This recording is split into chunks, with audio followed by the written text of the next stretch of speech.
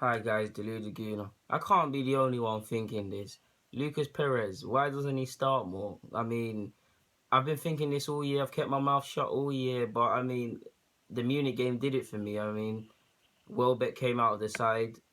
You would have thought that with the way Wenger was looking to play that game with the 4-3-3 and like how you want to play with 4-3-3, be quick in our decisions and quick in our play. You would have thought Perez would have fit the bill, but Perez didn't come into the side, and that was the final straw for me. And then I thought about it: does he rate Perez, or what is it with Perez?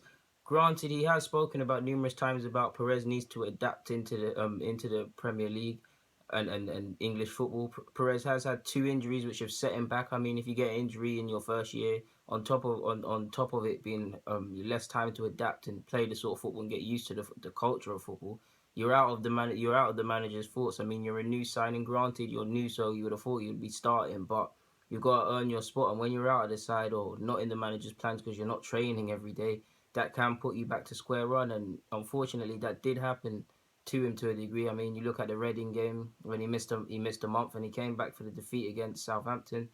He has been, unfortunately, whenever he scores or plays well, he seems to be taken out of the side. He's got a hat trick in Champions League. I'm pretty sure he's got one of the best minutes to goals ratio at our club. Wenger's a stats person, someone who loves stats, so we must like that. I do think Perez, to a degree, pays for the manager's obsession with playing Theo Walcott and Iwobi. No disrespect to Theo Walcott, and everybody knows I love Iwobi, but if you look at the competition at the flanks, clearly Perez isn't going to play through the middle like that for us. There is competition on the flanks. So yeah, I mean, all we got to do is look at the backdrop. For me, we got to look at the circumstances we signed Perez in. It's no secret for years we've been chasing that creme de la creme quality forward. It's been missing from our side somewhat, the last piece of the puzzle for some and whatnot. So we've gone after it. Last year, there was no secret. We went after Griezmann. We went after Bangli, and we chased Morata. We've chased in the past Benzema. We've chased Royce. We've chased numerous players. Like I said, we chased. It got to the point last year we chased Lacazette. Clearly, Lyon and Arsenal were at loggerheads as to how much Lacazette is actually worth. Didn't work out. We went to then chase Jamie Vardy, which didn't work out. And then we signed Perez. Now, if we look at it logically, we've been signing the creme de la creme, trying to sign a creme de la creme striker. Sorry for seasons now. If you look at it clearly, when you have a list of scouting targets or players you want to sign, you have a list. The creme de la creme players, the Higuains, the players I've listed before. As we've gone, we've ticked off the list. We've ticked off the list. I don't believe for a second we haven't kept an eye out on Perez and haven't scouted Perez. Look at his stats. Look what he's doing in La Liga. Wenger is one to do his homework on signings, but I don't believe he was first choice. That doesn't mean he can't be a good player. But clearly, if we're going from certain targets and then we're trying to sign Jamie Vardy, it can show somewhat of panic, and does show that Perez was somewhat a contingency plan or wasn't one of the first choices. And if you look at, we didn't start the season in the best of circumstances. Wenger's never been one to be pressed into signing players because of fans. But if you look at the circumstances and the timing, it does feel a bit rushed to a somewhat please fans because money was there more than it has been in numerous other years. But yeah, I can't understand why Perez doesn't start. I don't think much of the player. I can't lie to you guys. I have question marks as to whether he can lead the line through the middle by himself. But he's shown he can complement the side. He's shown he can be a very, very decent player for us. And I really can't see what more he can do. Like I said, he's got good link-up play. He's aggressive in the challenge, in his play, in hurrying possessions. You can play counter-attacking football with him. You can play pressing football with him.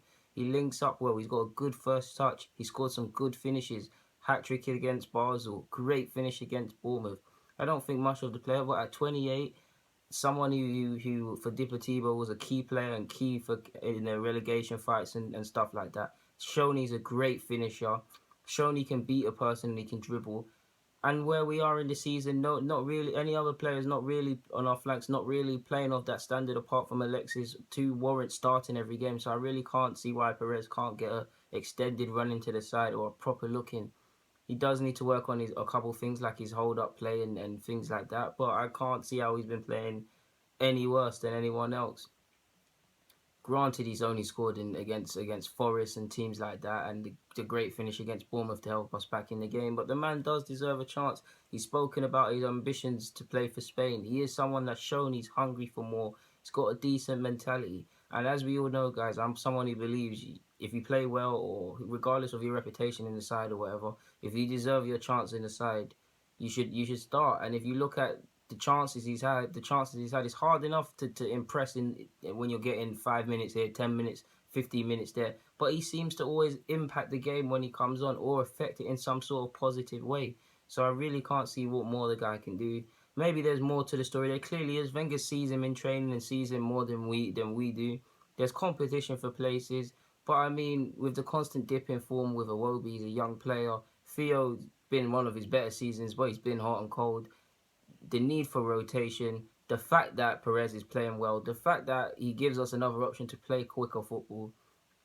I really can't see what more he can do. Granted, he's been very unlucky, like I said earlier, with the injuries in earlier in the year, but he's now fit, firing. We're in March. Our season in the league, we're not going to win the league. Champions League, we're out of it. FA Cup, more all we can hope for. Surely Perez has an important part to play within this. I personally can't see why Theo Walcott starts over him time and time again. But guys, there's not more to say. Hopefully he proves his worth to us, and I believe the guy can offer something. Hopefully he proves his worth to us in Wenger. Yeah, at 28, it's now or never. He's in his peak. I'm sure the guy wants to play. There's not much to say other than hopefully he gets in the side, or whatever reason we see more of him, because it's not like he didn't cost 20 odd million. But yeah, that's all, guys. Deluded Guna signing out. Lucas Perez.